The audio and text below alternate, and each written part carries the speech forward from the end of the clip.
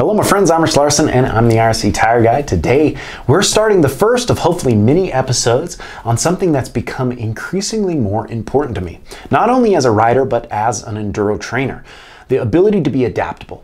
My goal with this year's videos and content is hopefully to teach and inspire you guys to be the most well-rounded riders you can be. Again, being adaptable.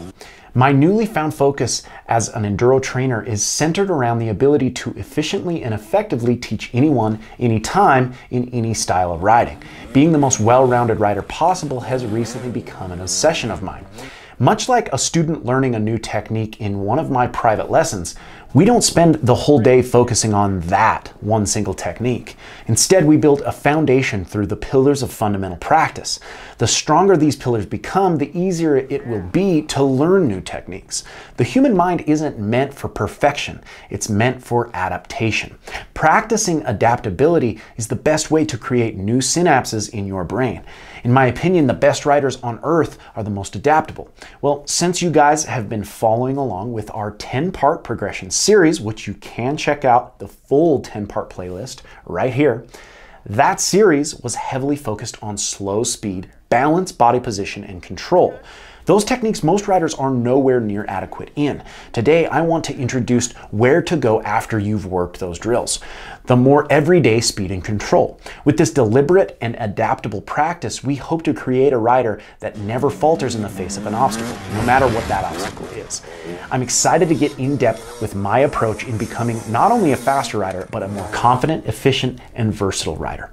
So let's get into it with what, in my opinion, is one of the best practices for your everyday riding body position: proper acceleration and deceleration form. The root cause of most mistakes off-road riders encounter often stem from a lack of understanding surrounding body position. Now, of course, there are a million different videos on body position when it comes to off-road.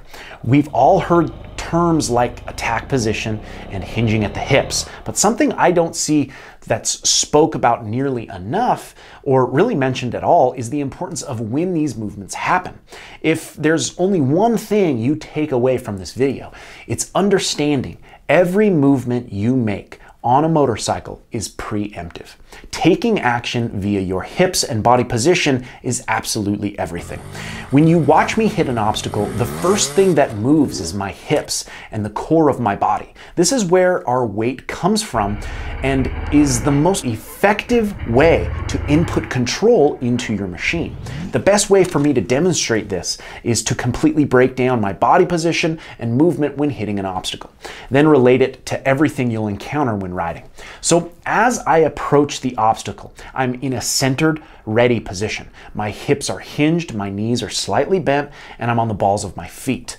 The first movement is a drive forward via my hips through my knees directly to the front suspension. You see, I hold a hinged position constantly through this sequence, never rolling my hips forward.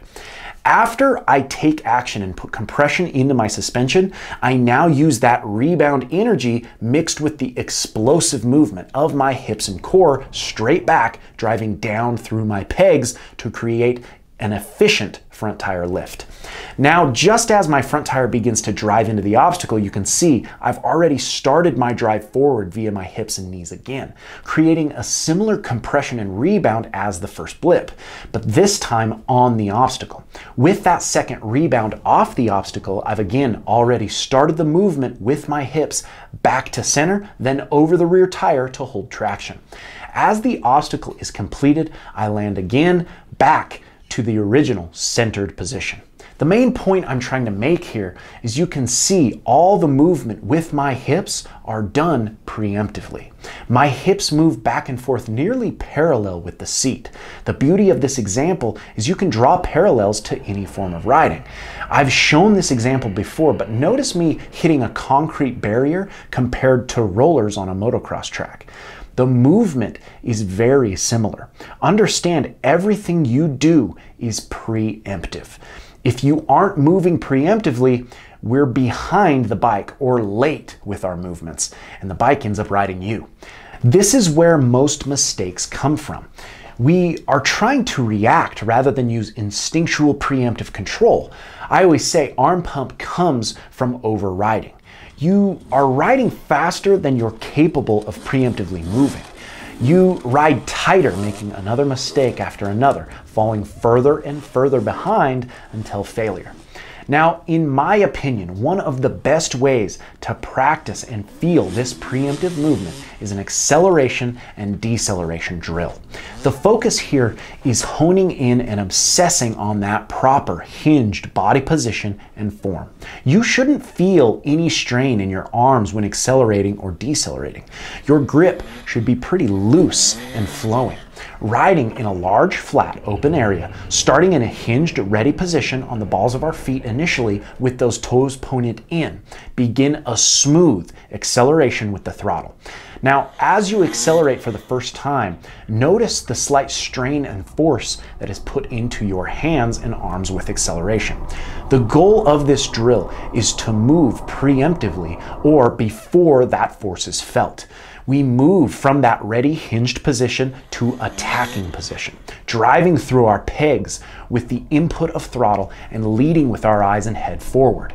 At maximum acceleration, my toes are pointed in and I'm dropping my heels, driving my weight forward and traction to the ground. If you feel like you're needing to grip or hold on with your hands, you are late with your movement.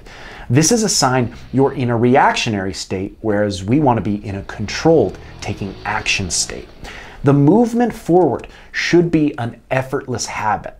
Now, once we've accelerated, we need to practice proper deceleration form.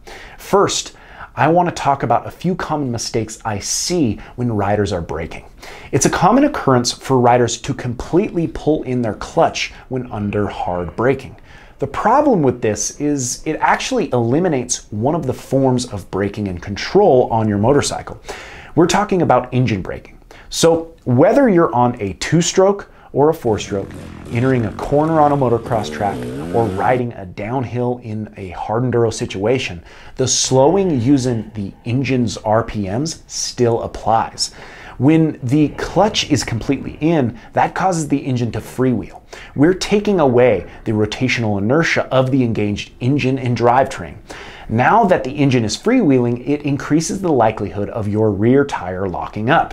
I like to think when you can efficiently use all three forms of braking available on your machine, front brake, rear brake, and engine braking together, it's kind of like having an anti-lock brake system created by your own control.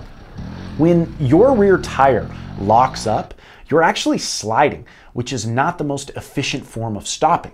You can actually stop much faster using a mixture of all three forms. So during the deceleration part of this drill, no clutch. If you stall the machine, you have to get better at feathering the rear brake with your foot. You can actually hear a distinct sound when you're properly executing this style of braking.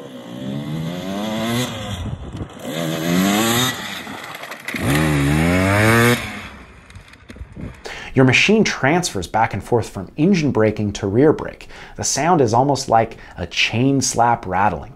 That's how you can tell your rear tire is not completely locking up. Now, on top of that proper application of brake, let's talk body position. After we establish the speed of acceleration, we implement that proper form braking.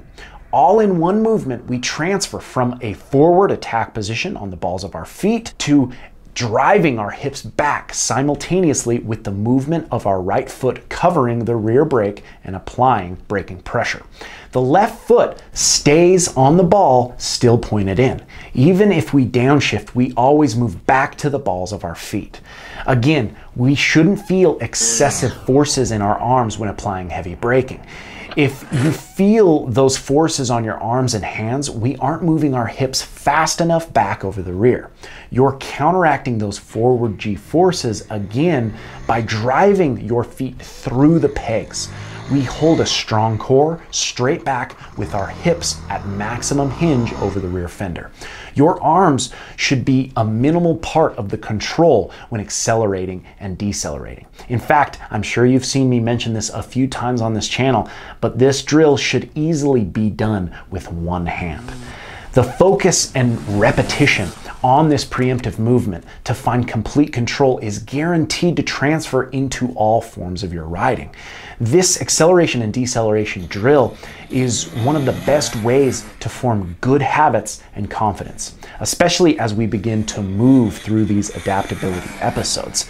Next week, we'll be going in depth on rutted, sandy corners. I hope these episodes help you guys become a well-rounded rider who never falters in the face of an obstacle. If you're enjoying the channel, make sure to like, comment, and subscribe, as well as follow us on Instagram at IRC Moto and my personal Instagram page at RichLarson511. And until next time, keep shredding.